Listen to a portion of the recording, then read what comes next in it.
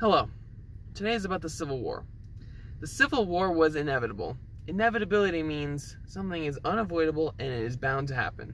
It is unavoidable for a driver to not stop the car without hitting a person.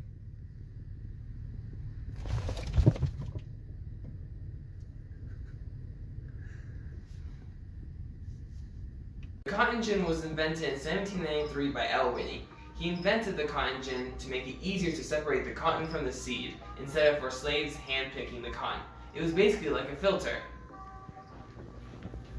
It sucks in a large, dirty cotton plant and filters out the cotton without the seed, the same way as this filter sucks in the dirty water and filters out the clean water.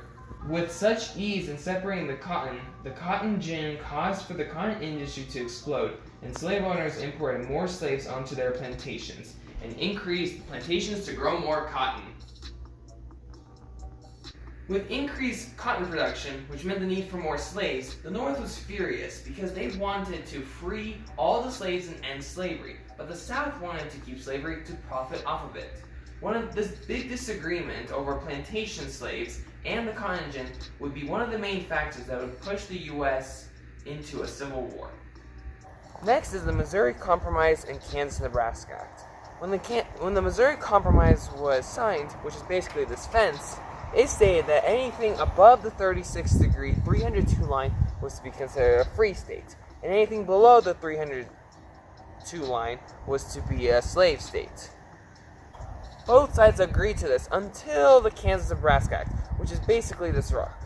The Kansas-Nebraska Act set up the territories of Kansas and Nebraska, and the issue of slavery would be decided locally, with the Kansas-Nebraska Act essentially repealing the Missouri Compromise. The U.S. government would have to go back to the drawing board to figure out another compromise to settle these disputes. This also meant that other states could disregard the Missouri Compromise and figure out and vote on whether they wanted to be a free state or a slave state. All these disputes over these disagreements about slavery and slave states and free states and freedom would honestly be one of the main factors that would cause for the U.S. nation to be pushed into the Civil War. The final reason the Civil War was inevitable was the Compromise of 1850 and the Fugitive Slave Act.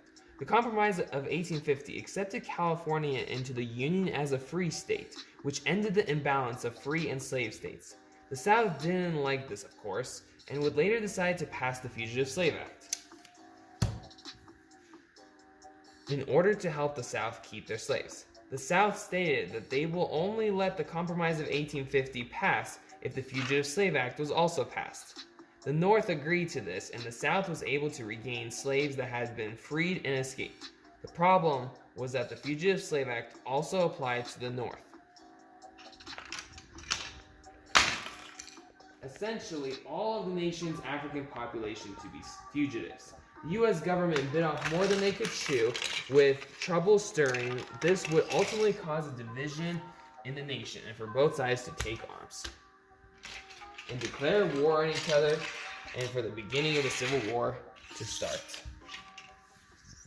The Cotton Gin, Missouri Compromise, Kansas-Nebraska Act, the Compromise of 1850, and the Fugitive Slave Act were all factors that created a domino effect that would ultimately plummet the U.S. nation into a civil war and change history forever.